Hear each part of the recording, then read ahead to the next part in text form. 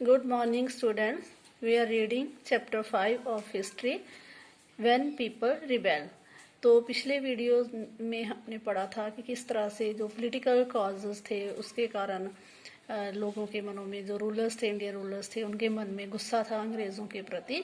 तो इसके अलावा और भी बहुत सारी कैटेगरीज ऑफ द पीपल थे जिनके मन में अंग्रेज़ों के खिलाफ बहुत गुस्सा था, तो उन्होंने अपना गुस्सा जाहिर भी किया। तो इसमें मुख्य लोग कौन थे?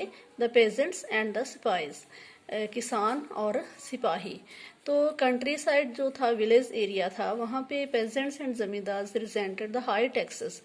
तो जो किसान थे, बड़े किसान या जमींदार थे, उन्होंने काफ़ी हाई टैक्स लगाए हुए थे जो छोटे किसान थे उनके ऊपर, क्योंकि कंपनी ने, ब्रिटिश ईस्ट इंडिया कंपनी ने, और बाद में जब वो रूलर बन गए इंडिया के, तो उन्होंने टैक्स पे लगाए फसलों के ऊपर, और जो ज़मींदार थे वो इकट्ठा करते थे लोगों से।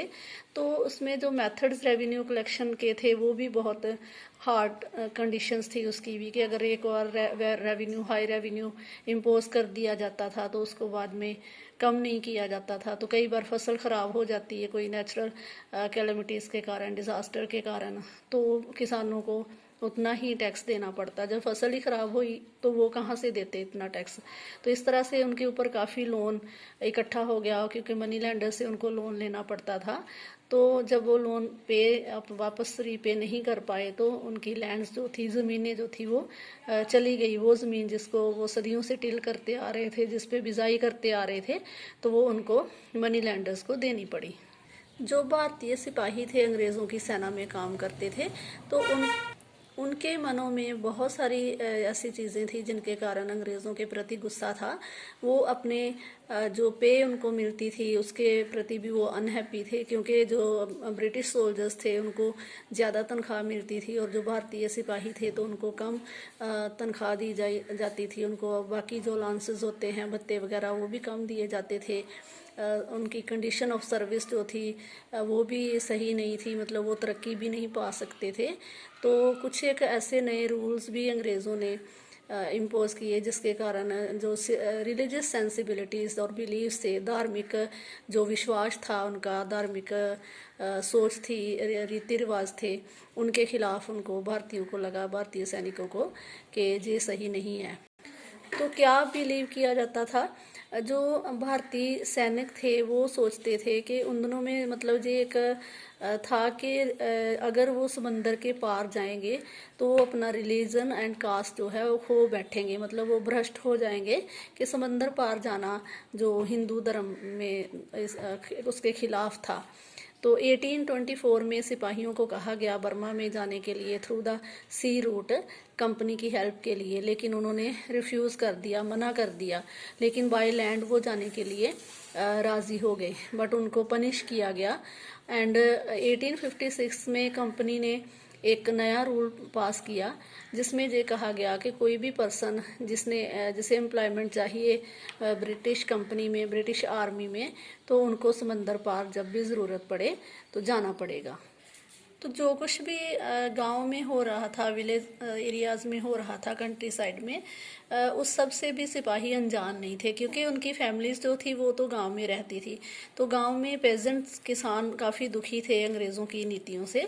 तो इसी कारण से जो किसानों का गुस्सा था वो सिपाहियों तक भी बहुत जल्दी वो पहुंच गया। उनकी बात, वो क्या उनके इश्यूज़ थे, वो सब सिपाहियों तक भी पहुंच गए।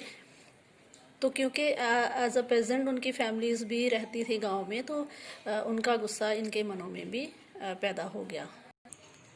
रिस्पॉन्सेस टू रिफॉर्म्स, तो कुछ एक रिलीजियस एंड सोशल रिफॉर्म्स थे जो अंग्रेज़ों के द्वारा सुधार किए गए इंडियन सोसाइटी में। तो उसके कारण भी इंडियन लोगों के मनों में अंग्रेज़ों के प्रति गुस्सा पैदा हो गया। बेशक इसमें से बहुत सारे लॉज ऐसे थे जो कि बिल्कुल सही दिशा में जा रहे थे, वो सही किया था अंग्रेज़ों ने, क्योंकि सती की जो प्रैक्टिस थी इंडियन सोसाइटी में, कि जो विधवा हो जाती थी लड़की तो उसके पति की चिता के साथ ही उसको जिंदा जला दिया जाता था। तो ये एक गलत रवायत थी, but according to the religious belief ये भारतीयों का मानना था कि नहीं, इसको ख़त्म नहीं किया जाना चाहिए। फिर एजुकेशन के फील्ड में भी सुधार किए अंग्रेज़ों ने। उन्होंने 1830 के बाद कंपनी ने क्रिश्चियन मिशनरीज जो थे उनको फ्रीली अपने फंक्शंस परफॉर्म करने दिए, क्योंकि वो अपनी एजुकेशनल इंस्टीट्यूशंस खोल रहे थे, लोगों को एजुकेट कर रहे थे। तो उनको हक दे दिया गया कि वो लैंड खरीद सकते हैं, वो प्रॉपर्टी खरीद सकते हैं। तो in 1850 a new law was pass to make conversion to Christianity easier. तो एक नया कानून अंग्रेज़ों के द्वारा पास कर दिया गया, जिसके चलते क्या था कि कोई भी आसानी से क्रिश्चियन बन जा सकता था। तो क्योंकि भारतीय लोग जो थे, जहाँ पे कास्टिज़म बहुत ज़्यादा था सोसाइटी में, तो उसके कारण दलित लोग, जिनको अनटचेबल्स कहा जाता है, तो वो इस चीज़ के ख़िलाफ़ थे। उनके मन में काफ़ी गुस्सा था, उनकी कोई रिस्पेक्ट नहीं थी सोसाइटी में। तो वो क्रिश्चियन मिशनरीज़ के प्रभाव में आ रहे थे और क्रिश्चियनिटी को फॉलो करने लगे थे। तो says allowed an Indian who had converted to Christianity to inherit the property of his ancestors। तो एक ये कानून बना दिया गया कि प्रॉपर्टी का नया कानून बनाया कि अगर जो व्यक्ति है ईसाई बनेगा, ईसाई धर्म को मानना शुरू कर देगा, तो उसको उसके जो एंसेस्टर्स हैं, जो उसके पूर्वज हैं, जो उसके उनके बुजुर्ग हैं, उनकी प्रॉपर्टी उनको मिल जाएगी। तो many Indians began to feel that the British were destroying their religion. तो इस तरह से बहुत सारे भारतीयों को लगा कि जो अंग्रेज़ लोग हैं वो भारत का धर्म जो है उसको ख़त्म कर रहे हैं, उसको तबाह कर रहे हैं। Their social customs and there traditional way of life, कि जो उनके सामाजिक रीति रिवाज हैं, बिलीव्स हैं, और जिस तरीके से वो अपने जीवन व्यतीत कर रहे हैं, ये सब अंग्रेज़ उसमें इंटरफेरेंस कर रहे हैं।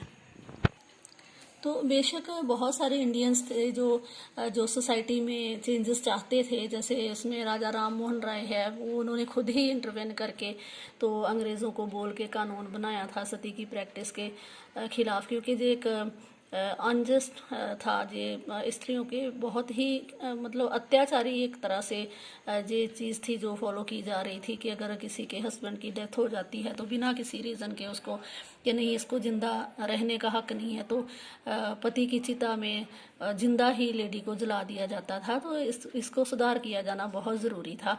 तो और भी बहुत सारे रिफॉर्म्स अंग्रेज़ों ने किए, तो ये सब हम चैप्टर 7 में पढ़ेंगे।